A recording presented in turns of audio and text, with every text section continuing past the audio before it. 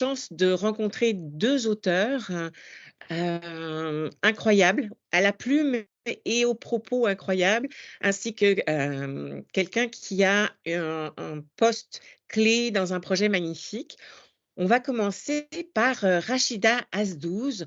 Vous êtes psychologue, autrice, chroniqueuse et chercheure affiliée au Labri.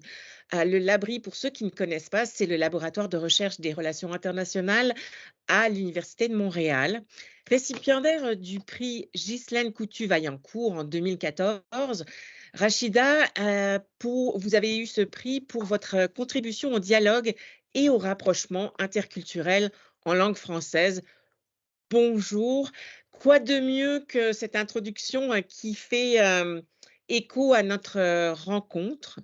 Votre livre «Pas de chicane dans ma cabane» aux éditions Édito. Passons ensuite, à notre deuxième invité auteur, Philippe Young. Merci d'être là également. Vous vivez à Montréal depuis 10 ans déjà. Agrégé de lettres modernes, vous enseignez la littérature au collège Stanislas. Mais on doit le souligner, après avoir travaillé en France dans les établissements sensibles de Seine-Saint-Denis durant 15 ans. Votre livre, Hors sol, est tout à fait à propos également aux éditions Mémoire d'Encrier. Philippe, bonjour. Bonjour. Alors, au-delà de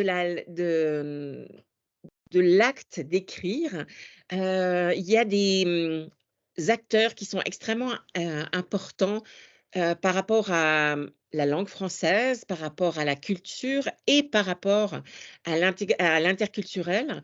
Aujourd'hui, nous accueillons Christophe Braillé, directeur général de la Nouvelle Alliance, française de Montréal, dont vous êtes cofondateur d'ailleurs. Franco-canadien et montréalais depuis plus de 30 ans, vous êtes Mmh. un ardeur défenseur de l'implication bénévole et sociale. Vous avez été administrateur et président du NOBNL à Montréal pendant plusieurs années, qui accompagnait, la communauté française dans son intégration. Christophe, Bonjour, merci d'être là. bonjour. Merci. D'ailleurs, je dois souligner que c'est une rencontre, à l'initiative de l'Alliance française de Montréal avec le Salon du livre et nous en sommes très, très heureux. Et puis pour conclure, je voudrais quand même, me présenter. Je m'appelle Cécile Lazartique-Chartier, je suis consultante en interculturel. J'ai une partie de mon cœur en France et une partie de mon cœur au Québec. Ça fait 27 ans maintenant que j'ai choisi Montréal, pour justement ce tissu, vibrant interculturel.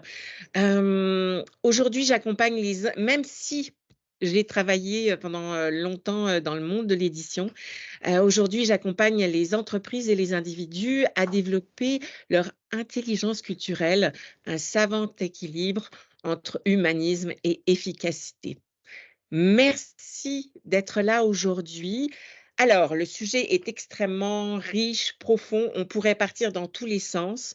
Votre propos en tant que professionnel, en tant qu'auteur ou en tant que personne engagée au Québec dans cette interculturalité qui lie, la langue française et la culture, on va essayer de vous poser un cadre qui va permettre de développer votre idée à vous et votre engagement.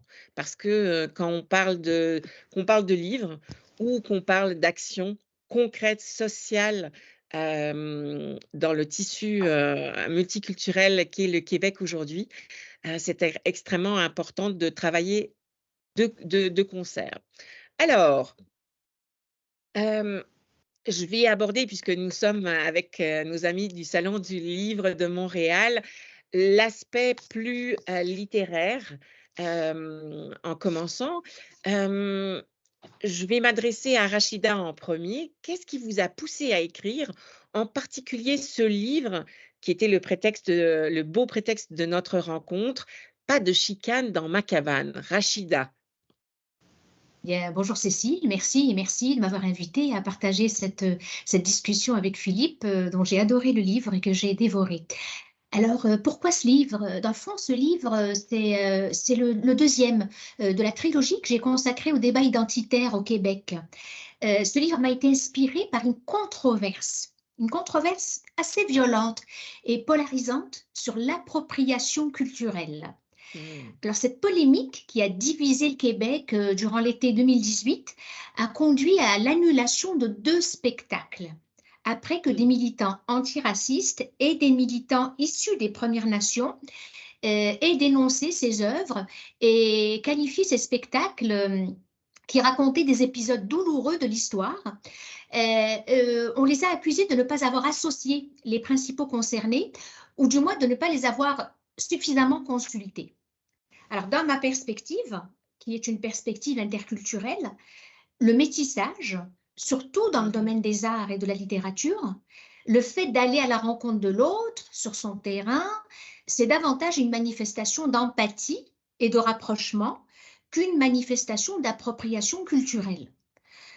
Donc, j'ai voulu faire parler les 2 camps, Mmh. sortir de la controverse et de la polémique, faire parler les 2 camps pour expliciter les termes du désaccord, pour sortir de la polarisation, sans complaisance, mais sans non plus diaboliser un camp.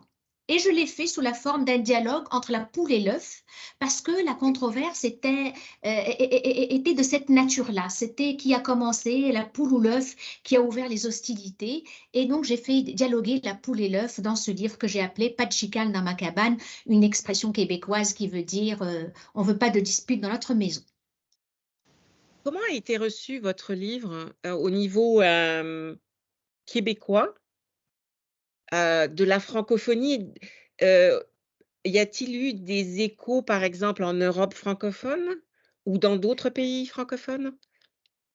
Peut-être que le titre qui, en Europe n'a pas la même résonance qu'ici, elle n'a peut-être pas eu le même écho. De toute façon, le livre a été écrit pour le Québec, mais il pourrait avoir un écho en France parce qu'au même moment, les mêmes polémiques et les mêmes passions traversaient la France, hein. Donc, la même catégorie d'acteurs ou les mêmes catégories d'acteurs, les mêmes tendances ou les mêmes courants, s'entre-déchirent en France, hein, à tout le moins en France, moins peut-être ailleurs en Europe.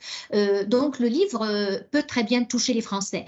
Au Québec, il a été très bien reçu. J'étais un peu inquiète parce que, comme je vous le disais, j'ai ma posture de médiatrice interculturelle, je ne prends pas position, mais en même temps, je n'étais pas complaisante quand j'ai fait ressortir la pertinence, mais aussi les limites de la rhétorique de chacun des 2 camps. Et le meilleur compliment que j'ai reçu, c'est que les gens ne savaient pas trop si j'étais la poule ou si j'étais l'œuf. Donc, pour Ah! moi, c'était un très bon compliment. C'est que j'ai quand même réussi à livrer une analyse sans essayer d'influencer les gens. Bon, merci beaucoup. Alors dans un autre registre, mais sur des thématiques qui finalement sont extrêmement connectées, Philippe Young, quel a été ce déclencheur pour l'écriture, pour vous? Que ce soit de l'intime ou de l'exercice plus, littéraire, pour votre livre Hors sol? Quelle a été cette motivation première? Alors, je vais être obligé de remonter un peu loin, je ne serai pas trop long, rassurez-vous. Donc je suis français d'origine coréenne et j'ai fait des études extrêmement classiques en France, enfin, une classe prépa, une agrégation de lettres. J'ai commencé à enseigner comme tous les jeunes profs dans un endroit très multiculturel qui s'appelle le 93, la Seine-Saint-Denis. Et puis, au bout d'un moment, j'avais peut-être plus l'énergie du jeune prof, donc j'ai décidé de venir avec ma petite famille m'installer à Montréal. Et je pense que j'avais complètement oublié que j'étais un immigré de la 2e génération. C'est-à-dire que pour moi, en gros, je vivais dans un milieu littéraire assez privilégié parisien. Et puis en fait, j'ai redécouvert mon identité d'immigrant en arrivant au Québec de façon assez frontale. Moi, je me vivais plus du tout comme immigrant, ou même de la 2e génération. Pour moi, la question ne se posait plus. Et puis quand on part, on laisse beaucoup de choses derrière soi. On laisse de la famille, on laisse des amis, on laisse tout un substrat. Ce qui ne va pas sans une certaine mélancolie par moment. Et donc, en fait, moi, j'ai l'impression que les romans, ils tiennent. Enfin, la genèse d'un roman, ça tient à des choses très, très personnelles et très ténues à la fois. Et donc, si le roman s'appelle Hors sol, titre un petit peu austère peut-être, parce qu'en fait, au départ, il désigne des plantes qui n'ont pas besoin de terre pour grandir. C'est parce que moi-même, je me suis senti hors sol pendant un moment, là, il y a quelques années à Montréal, à plus vraiment savoir où me situer, plus savoir où était mon identité. Donc, étant prof de lettres, J'aurais pu écrire un récit d'immigration. Il y en a eu de très très très beaux ces dernières années. Je pense à Là où je me terre de Caroline Dawson ou Hotline Oui. de Dimitri Narsala. Des très très beaux textes que j'ai lus. Et en fait, non, j'avais aussi cette vieille idée d'écrire un roman. Et bizarrement, ça a pris cette forme-là. Et c'est donné forme à une forme de mélancolie, de déracinement. Et puis donc m'est venue l'étrange idée, ça je ne saurais pas vous dire pourquoi, d'un personnage un peu atypique, qui est un agronome qui justement cultive ces très belles plantes qui s'adaptent partout, mais qui n'ont plus beaucoup de racines en fait. Donc j'ai l'impression que tout ça a convergé et puis a donné au final un roman et qui ensuite a été retenu justement par une maison d'édition montréalaise, Mémoire d'Encrier, à laquelle je suis très attaché maintenant. Et donc, ce qui, paradoxalement, m'a permis de m'ancrer un petit peu plus à Montréal. Donc voilà, la genèse, si je veux pas faire trop long, elle a été un petit peu dans voilà, dans ce sens-là. C'est comme ça que les choses se sont faites. Merci beaucoup, Philippe. On parle de racines, de strates, de substrats, du vocabulaire en fait qui pourrait se décliner pour nous quatre, puisque nous faisons partie de ces humains qui ont des strates très multiples et aux racines profondes et parfois très éloignées. Justement, Christophe Braillé, euh, comment arrivez-vous à conjuguer les multiples strates de votre identité? Français, québécois, ce lien entre les origines et la complexité multiculturelle du Québec. Comment arrivez-vous à trouver votre place au monde par rapport à vos racines et à votre vécu multiculturel? C'est une bonne question, difficile à expliquer en 5 minutes, mais moi je suis arrivé il y a 31 ans, puis mon intégration s'est faite plus de manière progressive. C'est là que j'ai découvert au fur et à mesure la réalité, comme tu disais, complexe du Québec, atypique, malgré qu'il y a un très fort lien entre le Québec, la France et les Français. D'un autre côté, on est dans un peuple d'immigrants, avec des communautés fortes, francophones, anglophones, autochtones, mais il y a plein d'autres identités et communautés qui tournent autour. Donc c'est vraiment atypique, puis ça, je pense qu'on le découvre au fur et à mesure, et on crée notre place. Moi, la place que j'ai... donc c'est sûr qu'il y a un effort d'intégration, mais la place que j'ai trouvée, c'est en fait surtout sur les parcours de vie, en fait. Je trouve que je me suis moins attaché à dire t'es français, t'es de France. Non, c'est plus s'intéresser au parcours de vie de chaque personne, puis avec ça, on se retrouve ses racines. Donc moi, j'ai eu un parcours de vie, je suis passé au Maroc, après je suis venu au Québec, et avec ce parcours de vie, je retrouve mes cultures plus tard, mais on arrive plus je trouve, à moins stigmatiser ou moins faire stéréotyper ou profiler les personnes en disant toi, tu es français, tu es de Paris, tu es comme ça. Non, au contraire, cherchons le parcours de vie de la personne, puis là, on voit sa culture, et puis là, on voit l'interaction culturelle qu'on y trouve. Donc, moi, quand je vois ma place au Québec, les gens me disent, t'es québécois, canadien, j'ai jamais travaillé en France. Non, j'ai ce parcours de vie. Oui, j'ai mes racines françaises de ma famille, mais j'ai passé 30 ans au Québec, donc je pense que j'ai aussi des racines qui ont poussé à Montréal, au Québec et au Canada. Donc, je me vois plus, voilà, je me sens plus, la question là, c'est ma place dans le monde est plus dans ce sens-là, dans mon parcours de vie. Merci. Il y a un point que j'aimerais juste souligner très, très rapidement, parce que ce sont deux mots qu'on utilise parfois de façon inadéquate et souvent dans un flou qui n'est pas très artistique, justement. C'est la différence entre multiculturel et interculturel. Alors, de façon très, très globale, multiculturel, ça fait référence à de multiples cultures qui pourraient se juxtaposer. L'interculturel, ce sont plusieurs cultures qui se rencontrent et qui, ultimement, collaborent, travaillent ensemble pour construire une nouvelle culture. Et puis, pour revenir à l'essentiel qui est quand même l'humain, je pense qu'on est tous d'accord là-dessus, c'est que ce ne sont pas les cultures qui se rencontrent, mais bien les humains, dont ces parcours de vie. Donc, multiculturel et interculturel. Rachida, est-ce que vous aimeriez rajouter quelque chose? Je suis sûre sur cette thématique que je viens de lancer au bon.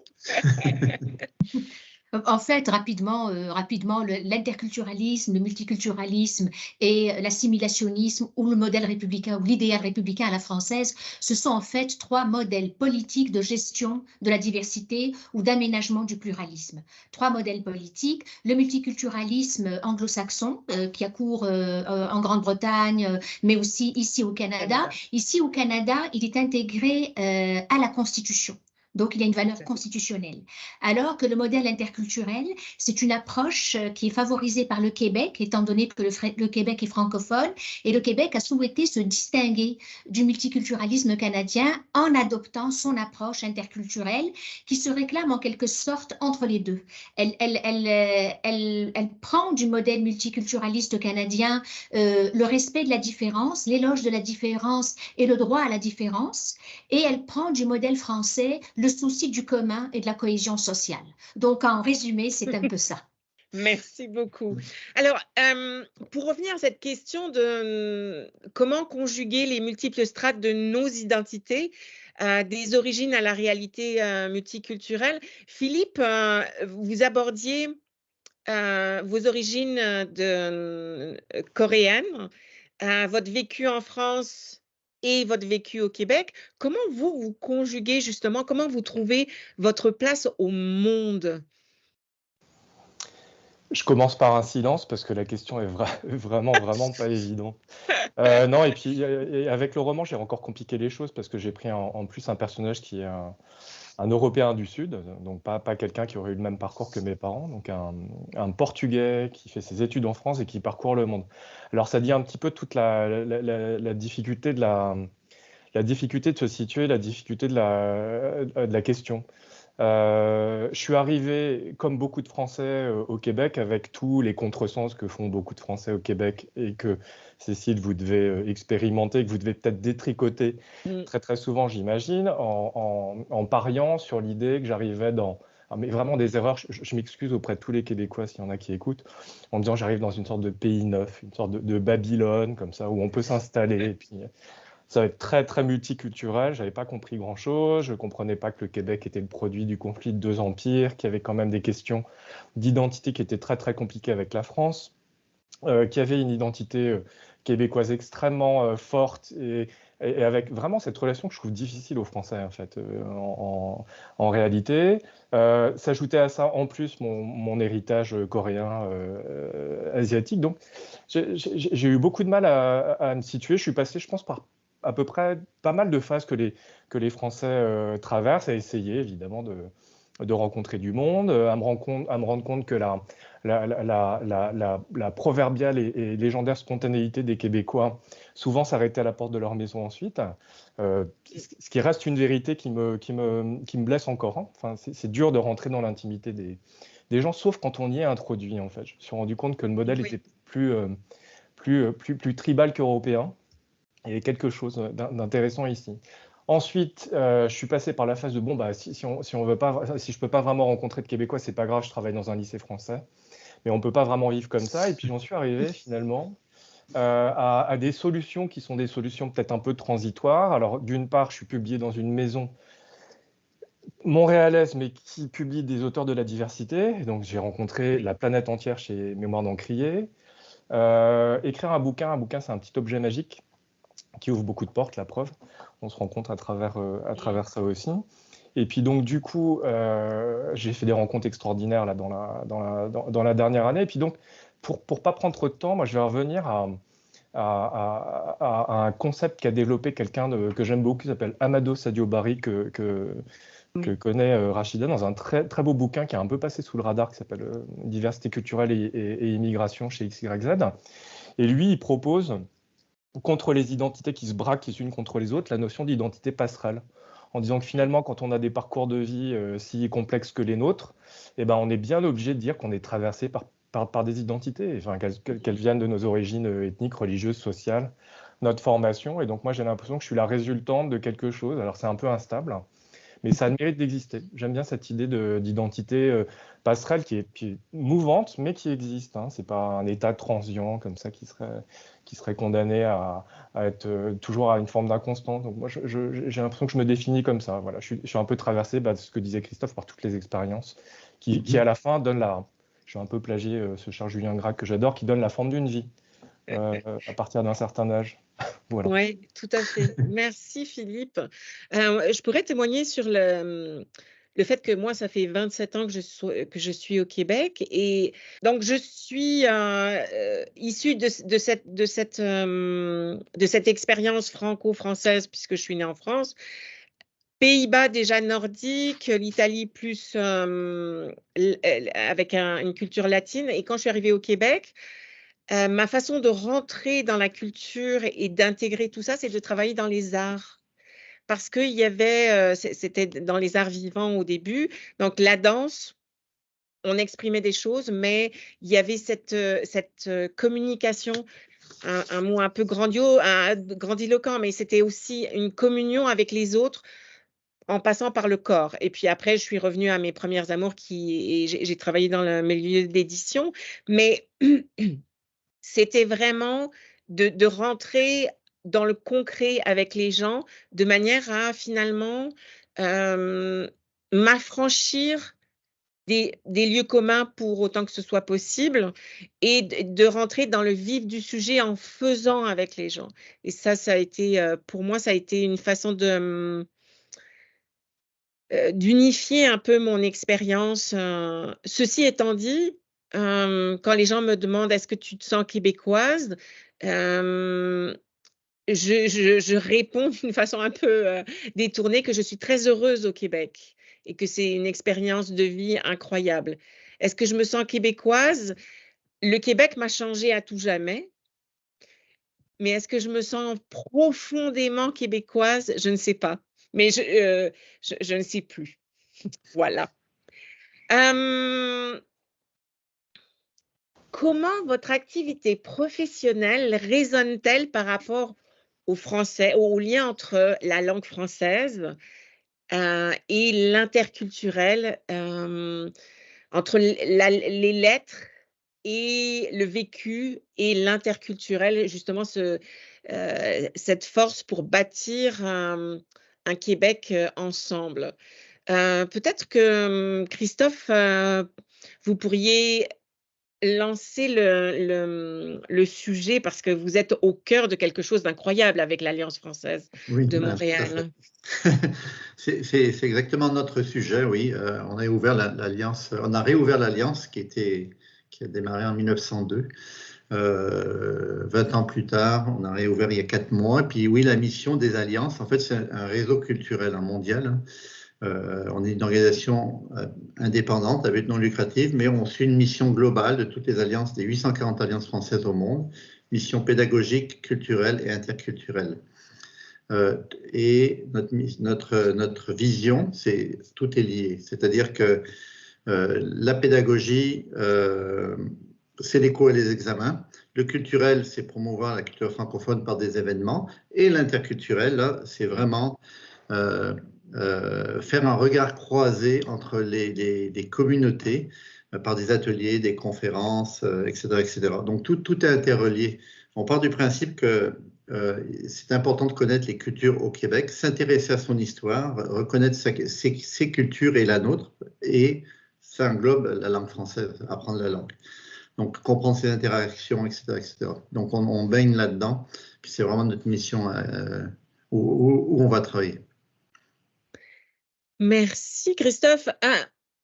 Pour rebondir exactement sur le sujet de la langue française et de l'identité, l'interculturel, Philippe, en tant que professeur qui porte la noblesse et la richesse de la langue française, mais également dans un milieu qui est plus français que, par exemple, une institution d'éducation qui pourrait être québécoise.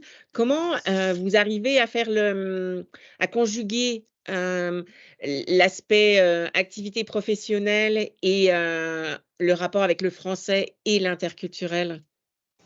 C'est le fond du métier quand même, parce que je travaille dans un collège où il y a, je crois, au dernier on avait compté un jour, et je crois qu'on était arrivé au-delà de 70 nationalités au final. Et puis je trouve 70 nationalités qui vivent assez bien ensemble. Donc en gros, c'est un composite c'est vrai, de Français expatriés, hein, disons-le, de Québécois pur laine par tradition familiale, beaucoup de Haïtiens, beaucoup de Libanais, notamment depuis quelques années, vu le tour tragique, compris les événements au Liban, des Européens de l'Est. Donc en fait, notre fond commun, il est assez simple, c'est la langue française et ce sont les textes.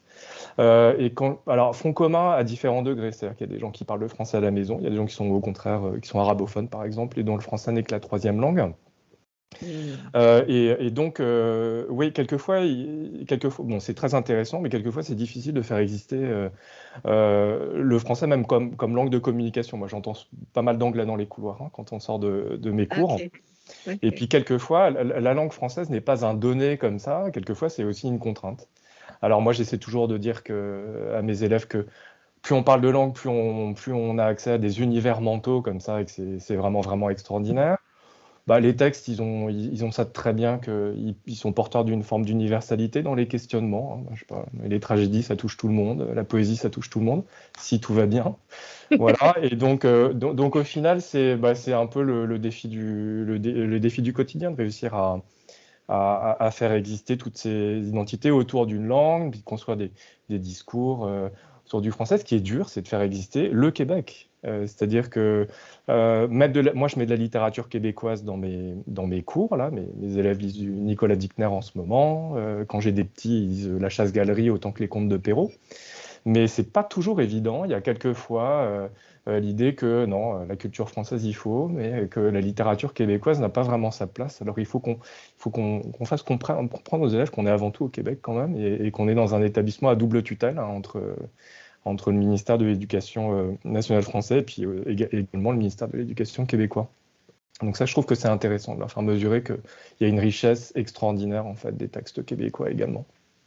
Qu'est-ce que ça, comment les étudiants, les jeunes, en sortent de cet interculturel? Comment ils arrivent à trouver leur fil d'Ariane dans la complexité des injonctions aussi, des injonctions peut-être de l'établissement, peut-être des parents, peut-être des amis. Vous faisiez référence à l'anglais comme langue parfois commune dans les couloirs. Comment ils arrivent à trouver ce fil d'Ariane par rapport à l'interculturel? Moi, j'ai l'impression que ça subsiste quand même. J'ai entendu dire qu'il y avait un Français Stanislas et que les gens, même au bout de 20 ou 30 ans, en fait, se reconnaissaient parce qu'ils avaient gardé des tournures, un fond de langue. Alors, il paraît qu'il y a un Français de Brébeuf aussi. Il y a un Français de tous les établissements là. Et puis il y a un Français Stan. Il y a une sorte d'identité autour de l'établissement et puis de justement ce qui a été partagé qui reste forte même des années et des années après. Moi, je le constate. Mon frère a fait ses études à Stan à Montréal et puis en gros 20 ou 30 ans après, évidemment. Je parle pas uniquement des amitiés. Mais il y a une sorte de culture commune où on a l'impression qu'on a été fait au moule français et il en reste et que c'est une expérience qui marque en fait, comme à peu près toutes les expériences d'études à l'adolescence. Donc je pense que ça reste. Ok, merci beaucoup Philippe. Rachida, par rapport à votre activité professionnelle qui est très très multiple, on vous connaît sur les ondes de Radio-Canada, même pour le commun des mortels ou dans des laboratoires plus spécifiques et très de recherche. Comment justement vous arrivez à faire à témoigner de ce lien, que ce soit pour le grand public ou les chercheurs, entre la langue française et l'interculturel? Oui, alors quand on parle d'interculturel, on parle d'interaction et bien entendu, dans un contexte de grande diversité, le fil conducteur, c'est la langue commune. Sans langue commune, il n'y a pas de dialogue interculturel possible. Compte tenu de la grande diversité des langues qu'on retrouve chez nous. Mais moi, je voulais revenir aussi sur comment on fait le lien entre notre propre histoire, notre propre trajectoire, notre travail et puis notre vie au Québec. Vous savez, moi, je suis auteure, mais je suis aussi psychologue. Et je m'intéresse plus spécifiquement aux stratégies identitaires. Les stratégies identitaires, c'est comment les personnes qui sont porteuses d'identités doubles ou multiples jonglent avec toutes leurs identités, avec tous les cadres de référence pour trouver leur équilibre. Et bien entendu, avant de faire l'exercice pour les groupes avec lesquels ou sur lesquels je travaille, à savoir les immigrants de 2e et 3e génération, moi je m'intéresse vraiment aux immigrants de 2e, 3e génération issus de traditions non occidentales, c'est-à-dire des personnes qui ont un cadre de référence très différent du cadre occidental ou judéo-chrétien. Donc, il a fallu que je fasse ce travail sur ma propre personne, ce travail d'introspection, et qui est suivi d'une démarche de reconstruction et d'articulation identitaire. Donc, remettre les morceaux ensemble. Donc, je me suis chicanée avec moi-même d'abord avant de faire ce travail-là sur les autres. Et vous savez, la communication interculturelle, la médiation, vous le savez, Cécile, vous travaillez sur ces questions-là, la médiation interculturelle, la négociation interculturelle, ce sont des actions qui supposent d'abord la reconnaissance du conflit. D'accord? Il ne suffit pas de dire l'altérité est extraordinaire et ce qui est important, c'est la bienveillance. Non, il faut reconnaître que le conflit, c'est une dimension inhérente aux relations interpersonnelles, aux relations intergénérationnelles, a fortiori aux relations interethniques et interconfessionnelles. Donc, accepter le conflit, c'est s'engager, c'est déjà accepter de s'engager sur les voies du dialogue et de la médiation interculturelle. Mais c'est aussi accepter les renoncements et les concessions qui vont avec. Parce que choisir de s'intégrer, de vivre ailleurs, d'articuler ses identités, de remettre ces multiples morceaux ensemble, ça veut dire accepter, c'est un peu comme quand on taille un vêtement, il y a des bouts de tissu qu'on coupe, d'accord? Donc, c'est accepter les renoncements qui vont avec. Et au Québec, pour construire du commun, pour dégager un nous solidaire, un nous qui soit réellement pluriel, pas un nous homogène, il faut accepter de renoncer à quelques particularismes. Et cette condition, ce renoncement-là ou ces renoncements-là, ils s'appliquent autant à ceux qu'on appelle les accueillants qu'à ceux qu'on appelle les accueillis. Et ce travail se fait sur une base individuelle, donc entre soi et soi, on négocie ses identités, on remet nos morceaux ensemble et ça se fait ensuite sur une base collective entre les différentes composantes de la société. Parce que si on ne fait pas cette démarche individuelle, cette démarche personnelle, si on ne la fait pas entre soi et soi, ce sont des porte-paroles autoproclamés qui décident pour nous quelle particularité ou quel aspect de nos origines on va garder. Mais ça, c'est un travail très intime, très personnel. C'est à moi de décider qu'est-ce que je retiens de l'Afrique du Nord, qu'est-ce qui fait mon africanité, qu'est-ce qui fait ma francité, parce que je suis de formation française. Alors, si ça peut rassurer Philippe, moi aussi, je me suis mis les pieds dans les plats assez souvent au début parce que je pensais que être de culture française, ça faisait de moi une personne qui allait s'intégrer de facto. Donc voilà, c'est tout ça et tout ce travail d'articulation, de négociation, de délibération, de conflit, d'explicitation aussi du conflit, de dire on n'est pas d'accord, ça se fait en français. Ça, c'est intéressant. On n'est pas d'accord, mais ça se fait en français. C'est déjà un commun extrêmement fort qui nous permet d'être ensemble pour débattre, même un peu de façon ardue et rugueuse, mais on le fait en français.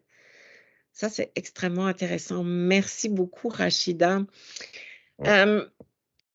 Pour revenir, alors, pour les pieds dans le plat, j'aime à partager un écueil majeur que j'ai vécu et avec beaucoup de candeur, d'arrogance finalement et d'inconscience. Quand je suis arrivée au Québec, ma fille aînée était en âge de rentrer à l'école. Et si j'avais vécu ce que j'avais fait à l'étranger, j'aurais voulu que mon enfant apprenne la langue locale. Donc, si j'étais allée vivre en Espagne, j'aurais mis ma fille à l'école espagnole, etc. Et donc, avec cette logique très limitée qui était partie d'une bonne intention, je voulais mettre ma fille à l'école anglophone. Et donc, la bonne volonté ne suffit pas et pour moi, ça a été fracassant parce que je n'ai pas compris le retour que me faisaient mes amis québécois. alors que pour moi, la langue française est extrêmement importante. Et il y a eu un débat, donc c'était au tout début où nous étions en famille au Québec. Finalement, j'ai mis mes enfants à l'école publique, alors j'allais dire publique et laïque, mais non, l'école québécoise publique. Et il en est ressorti plusieurs années après deux jeunes femmes qui sont, enfin deux jeunes filles qui sont maintenant des jeunes femmes extrêmement québécoises, d'une ouverture profonde. Alors, d'une bienveillance envers les autres ou l'autre très, très grande. Par exemple, ma fille aînée était à la maternelle et là, j'avais compris que vivre au Québec, ça allait apporter à mes enfants quelque chose d'unique. Ma fille est arrivée à 4 ans et avec une petite mine, un petit minois très, très renfermé. Et puis, elle me dit pourquoi on parle français à la maison? Je dis ben, parce que papa et maman sont français. Puis, mais est-ce que tu sais parler arabe? Et j'ai fait non, j'ai essayé à l'université, ça a été une catastrophe. Elle me dit donc tu sais pas parler arabe? Puis elle me dit tu parles pas non plus chinois? Puis avec un petite mine toute déconfite, j'ai dit ah non, non plus. Elle me dit bon, tu parles juste français et anglais, puis espagnol, mais même pas chinois, même pas arabe comme mes amis. Et là, je me suis dit, elle avait 4 ans, elle était dans un CPE, enfin dans une école vraiment lambda, mais elle était revenue avec la conviction profonde et le vécu culturel, affectif et émotionnel que parler arabe et chinois, c'était un plus. Et j'ai compris que cette expérience-là, c'était le Québec qui offrait ça à mes enfants. Donc, c'était le partage que je voulais vous offrir. Alors, la littérature française, puisque nous sommes avec nos amis du Salon du Livre, la littérature en français. Les mots sont extrêmement importants. La littérature française fait partie de la littérature en français. Mais comment la littérature en français peut-elle être incarnée, un trait d'union interculturel au Québec? Alors, on l'a déjà abordé. Rachida, vous avez vraiment parlé de ce socle, de ce commun qui est le français. Mais est-ce que vous voulez dialoguer? Peut-être Christophe, vous, à l'Alliance française, comment vous incarnez ces bases-là en ayant choisi comme Alliance française d'incarner l'apprentissage du français, mais également 2 autres piliers qui sont majeurs et qui vous sont spécifiques, puisque chaque Alliance française choisit son profil, incarne ses valeurs de façon différente. Donc, cet aspect de culture francophone et d'interculturel. Donc, comment la littérature en français peut-elle être un trait d'union interculturel au Québec? Oui, ben, je vais essayer de... Oui, ben, c'est sûr que c'est un trait d'union interculturel, c'est sûr, au Québec. Moi, je parle d'abord de la littérature, c'est déjà... ça permet de transmettre et de préserver le patrimoine culturel. On l'écrit, les écrits restent, comme on dit. Ça permet, en deuxième lieu, de partager les expériences, les valeurs, les parcours de vie. Donc, en lisant ça, on découvre les cultures aussi. Ça permet d'explorer aussi d'autres cultures par la littérature. Et ça encourage, et finalement, ça encourage la tolérance, la compréhension. On parle de tissu social avec Rachida. L'identité, etc. Donc le trait d'union, c'est sûr que c'est la langue française, l'écriture en langue française avec l'interculturel. Donc c'est vraiment un pont qui favorise la communication et les échanges. Puis c'est vraiment là où on veut travailler dans la mission interculturelle, c'est vraiment les regards croisés par la littérature. Puis c'est basé sur la communauté francophone. Puis je pense que, pour finir, je dirais que on sous-estime la valeur des communautés, de toutes les communautés francophones qui existent. Il y en a en Alberta, il y en a à Vancouver, il y en a partout. Puis c'est cette interaction-là je pense que les gens doivent découvrir. Oui, l'Alliance française de Montréal est la 10e au Canada et effectivement, lors de la soirée de lancement le 26 octobre dernier, on avait des représentants d'autres alliances françaises. Oui. Et c'est ce commun qui, au-delà des kilomètres, au-delà des cultures et des différences, est quelque chose qui est vibrant. Et on peut vivre sa francophonie de façon extrêmement différente, même au Canada. Et c'est ça qui est intéressant. Quand Rachida approchait la prise de conscience et l'acceptation du conflit, on va dire des scories qui commencent à nous gêner, mais qu'il faut accepter parce que c'est le premier pas vers la rencontre à l'autre. Et la francophonie, alors là, on parle de la différence entre la littérature française, la littérature en français, puis on élargit à cette francophonie beaucoup plus grande et on pourrait faire référence à de la créolisation, etc. D'ailleurs, je tiens à souligner que lors du Salon du Livre qui s'ouvre cette semaine à Montréal, nous aurons le grand privilège d'avoir des amis de Louisiane qui viennent témoigner de ce rapport à la francophonie différent. C'est extrêmement important d'embrasser en même temps notre spécificité et notre rapport à la langue et d'accepter que l'autre puisse avoir non seulement des expressions idiomatiques qui nous dépassent complètement, mais bien au-delà, comme Philippe l'évoquait, une façon de voir le monde extrêmement différente de la nôtre. Donc, merci Christophe.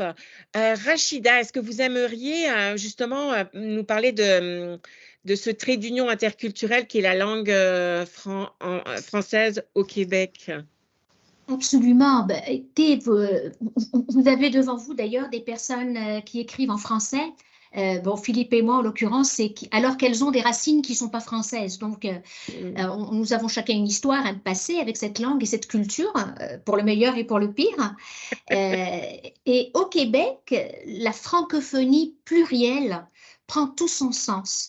Au Québec, elle prend tout son sens, cette francophonie plurielle, alors qu'en métropole, on a parfois l'impression qu'elle a des relents de paternalisme, de colonialisme. Mais au Québec, quand on parle de francophonie plurielle, d'abord parce que le français permet à des personnes qui sont issues quand même des 4 coins du monde de se rencontrer et de communiquer dans une langue commune, alors qu'elles se seraient probablement jamais croisées dans leur pays d'origine. Ou si elles s'étaient croisées dans leur pays d'origine, elles auraient eu besoin d'un interprète pour se comprendre. Alors qu'ici, elles apprennent le français pour pouvoir s'intégrer, travailler, donc elles peuvent parler entre elles. Et quand une personne immigrante qui vient de Chine ou d'Afghanistan, par exemple, apprend le français dans un centre de francisation, parce qu'on leur apprend la langue, mais on leur donne aussi des rudiments de culture québécoise.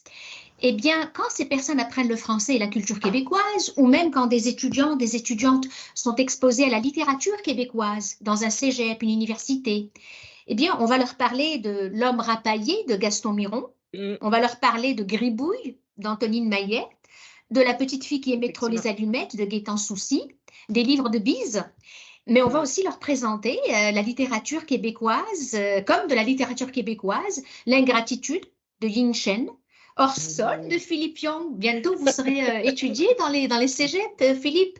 La poésie et les romans de Mona Latif Ratas, les livres de Naïm Katan, Émile Olivier, Marco Miconet, tout ça, c'est de la littérature francophone à laquelle sont exposées des personnes qui apprennent le français au Québec et qui se familiarisent avec la littérature québécoise. Et même d'ailleurs quand ces livres ne sont pas au programme, au cégep, parce que je sais que c'est compliqué, c'est un travail d'arbitrage là aussi, un peu de québécois, un peu de français de France, un peu de littérature francophone d'ailleurs. Mais même quand ces livres ne sont pas au programme, dans le programme officiel, ben, on va les trouver dans les librairies et les bibliothèques. Il suffit de rentrer dans une librairie et vous les voyez, toutes ces formes d'expression, toutes ces sensibilités et tous ces rapports au monde et cette diversité de trajectoires, de sensibilités qui expriment leur rapport au monde et leur sensibilité en français. D'accord. Merci Rachida. Philippe, vous, par rapport à la littérature en français, comme trait d'union interculturelle, vous avez déjà abordé la thématique, mais qu'est-ce qui est fondamental, qu'est-ce qui est essentiel à cet aspect-là? Bah, tous les trois, vous avez déjà dit beaucoup de choses. Pour le faire vite, je pense à...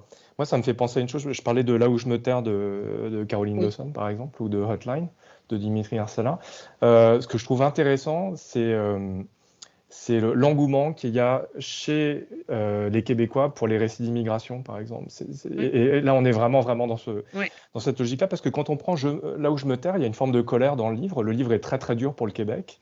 Oui. Et pourtant, ça a été un des très grands succès, même de librairie. Hein. C'est-à-dire que ce n'est pas simplement un succès critique ou d'estime. Et je trouvais intéressant, ça témoignait d'un degré d'ouverture sur l'expérience de ce qu'est une immigration au Québec, que j'ai trouvé vraiment... j'ai trouvé vraiment intéressant là, le succès de ce livre, ce très beau livre, par ailleurs.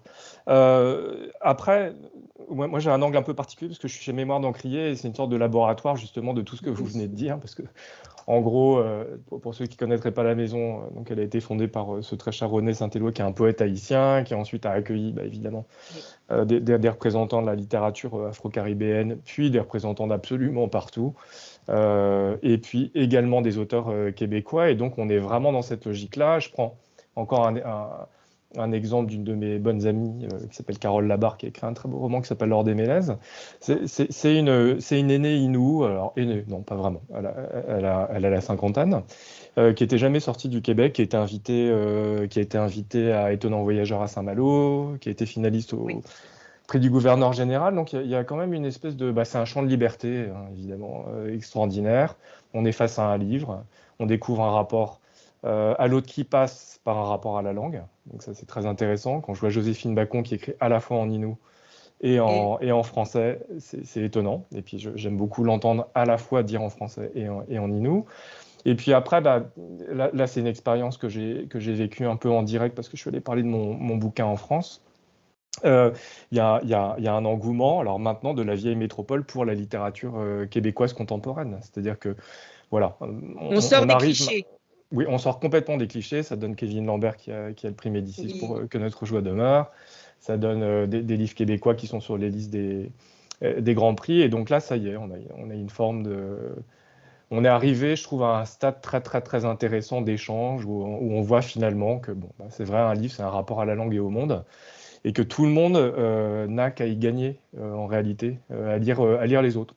Donc je trouve que oui, et vraiment le Québec est un très beau laboratoire pour ça, avec un degré d'ouverture et une diversité dans les librairies qui est quand même phénoménale. Quand on regarde ce qui sort, moi je suis vraiment étonné. Et je vais le dire, j'ai l'impression qu'on a une scène littéraire qui est un peu moins sclérosée que notre très chère scène parisienne, très auto-centrée. Et voilà, moi je me suis retrouvé à Lille fin septembre avec 5 auteurs québécois qui étaient invités par des librairies des Hauts-de-France du Nord, qui voulaient parler de Magnifique. littérature québécoise pendant un mois entier. Magnifique.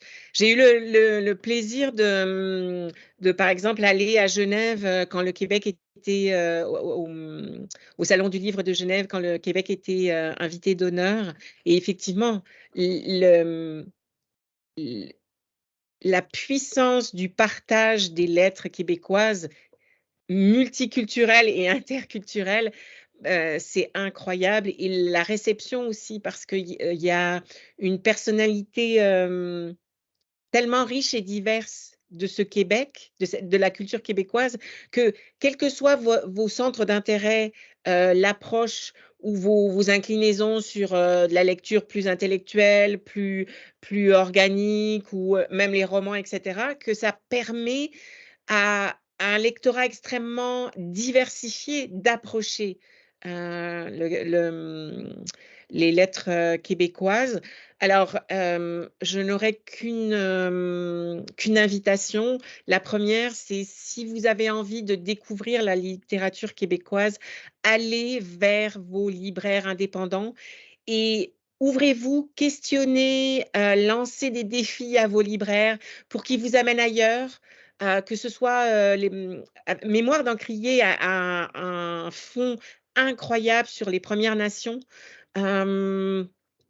et la littérature en français de partout dans le monde sur la diversité, c'est incroyable.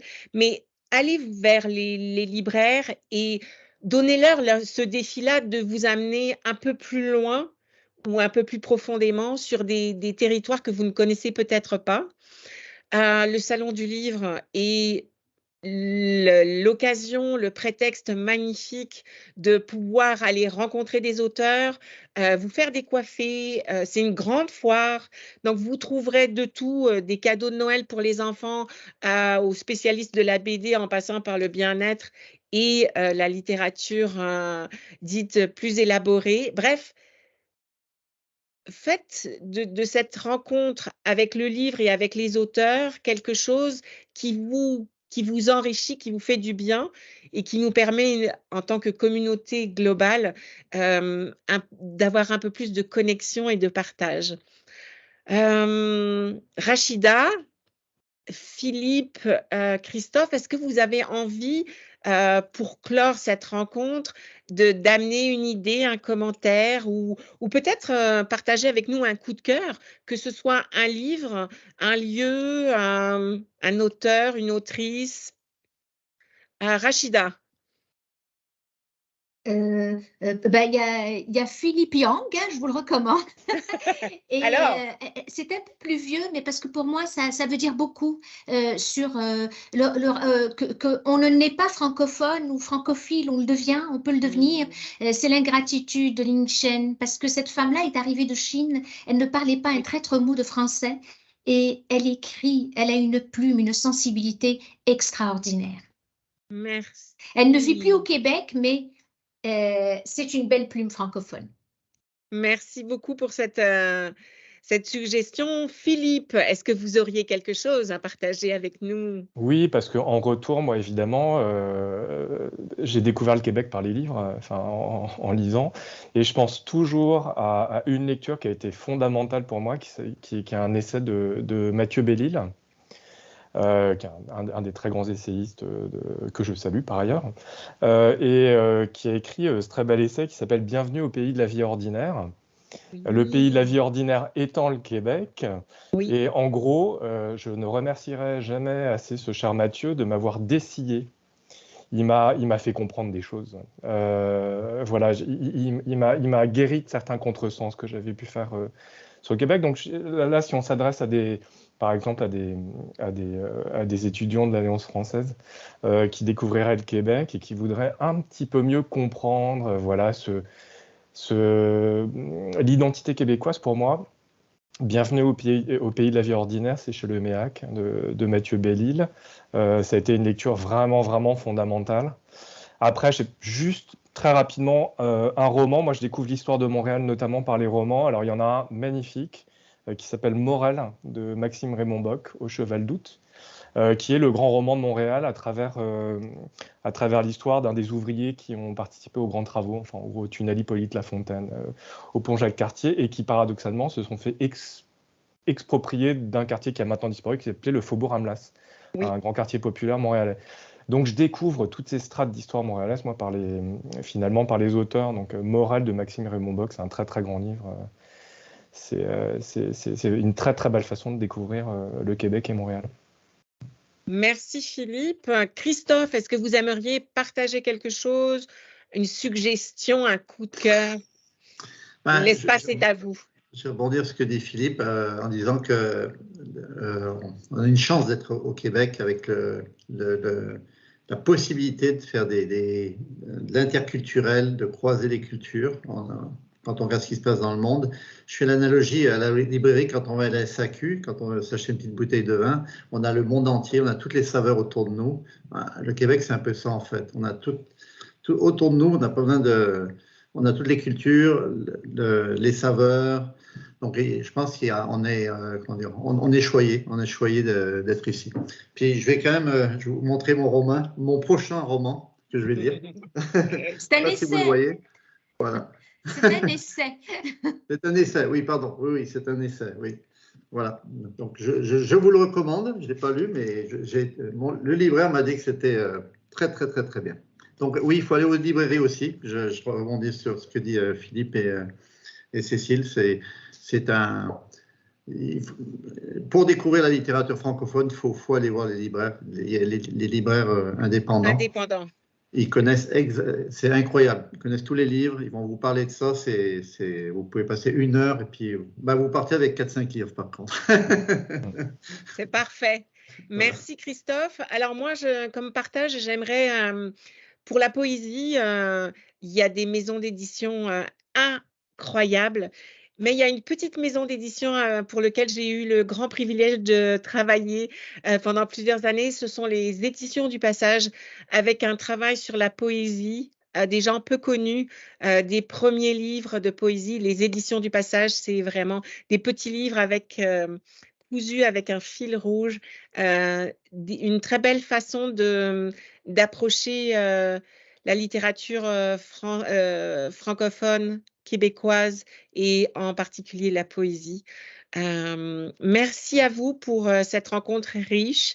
Merci à vous en tant qu'auteur de donner en partage des expériences, des fils d'Ariane qui nous permettent à nous d'évoluer, d'aller un peu plus avant ou un peu plus profondément et puis de rencontrer les humains. Merci Rachida, merci Philippe, Christophe. Merci infiniment pour cette rencontre. Merci à vous. Et merci au Salon du Livre et à l'Alliance française d'avoir permis cette rencontre et ce partage. Merci.